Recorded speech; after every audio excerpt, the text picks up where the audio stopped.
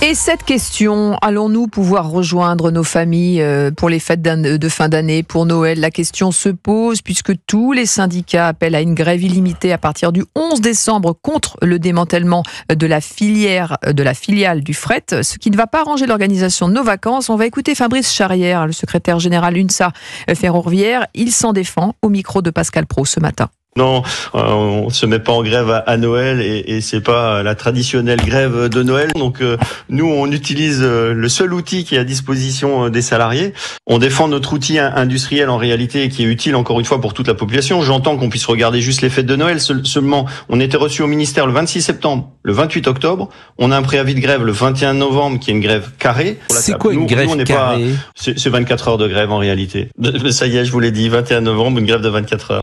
Oui, il y a une info quand même là-dedans ce matin chez Pascal Praud. 24 heures de grève. Oui, il y a une info. Bon, ça laisse quand même un mois à la direction de la SNCF de prendre en considération ce que met aujourd'hui sur la table le front syndical. C'est assez rare qu'il y ait un tel front syndical. Notamment, c'est une question très importante pour notre pays, l'avenir du fret ferroviaire. Pour faire court, la commission... Et ça fait un moment que ça dure. Pourquoi est-ce que là, on est sur une entrée... cette menace de grève tombe pile poil à chaque fois au même moment ? Parce que tout simplement, l'effectivité de ce dossier fret SNCF arrive au 1er janvier. Ça devra être lancé le 1er janvier sur décision autoritaire de la Commission européenne qui veut scinder le fret SNCF en deux.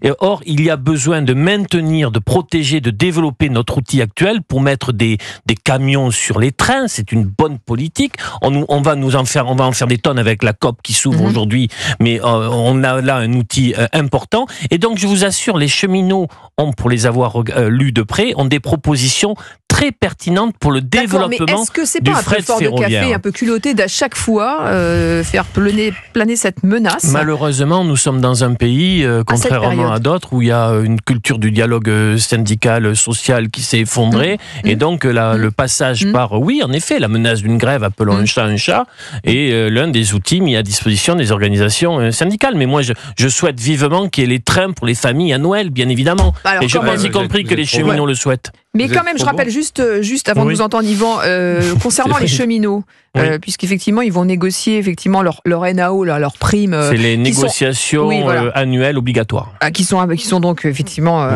qui sont alignées par rapport à l'inflation. C'est les salaires et les conditions de travail. Effectivement, l'inflation ayant diminué, ces NAO vont diminuer aussi. Et je rappelle quand même que les salaires donc des 150 000 cheminots, eh bien ces 3 dernières années, ils ont obtenu entre 5 et 6% d'augmentation par an, les cheminots.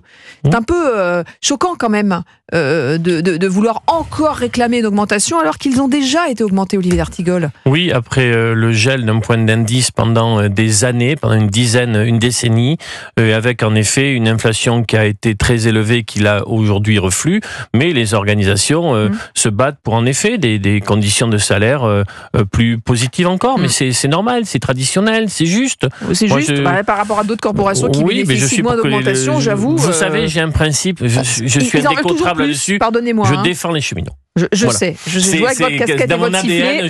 Je défends les cheminots. Voilà. Vous défendez les cheminots, c'est bien votre droit naturellement, mais leur combat est parfaitement injuste. C'est vraiment le mal français qui est un mal qui trouve ses racines dans l'Ancien Régime, c'est-à-dire c'est la tyrannie des corporatismes. Là, c'est une corporation, le corps des cheminots, qui essaie effectivement de tirer profit de tout ce qu'il peut pour essayer d'asseoir ses prérogatives, d'asseoir ses privilèges. Sur le fret ferroviaire, d'asseoir ses privilèges. Et moi, je n'attends qu'une chose, et je l'espère de plus en plus, c'est que très vite, la SNCF et le fret soient enfin mis en concurrence, que l'on puisse avoir le choix d'avoir à choisir ses compagnies et de ne pas être sous les fourches caudines de ces syndicats qui ne pensent qu'à eux. Et d'autre part, tu permets. Qui sont et d'autres, oui, je sais, la concurrence est épouvantable, bien entendu.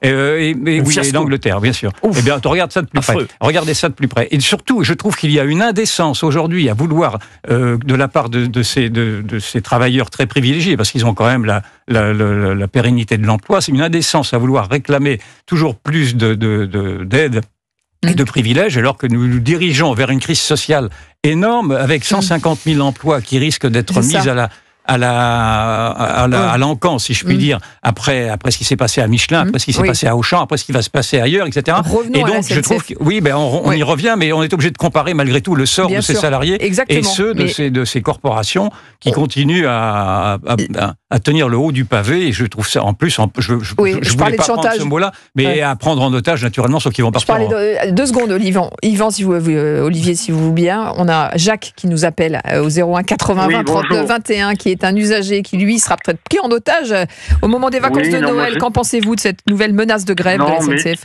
Non, je suis très en colère parce qu'en fait, je me rends compte que ce motif de grève est un prétexte de la part des syndicats. Personnellement, je n'ai pas d'avis sur le changement de statut de l'organisation du fret en France.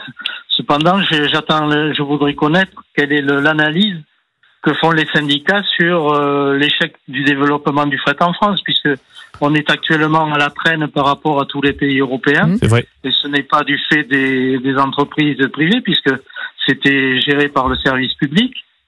Et ce préavis de grève, il est, comme le disait Yvan Rioufol, il est présenté par des privilégiés.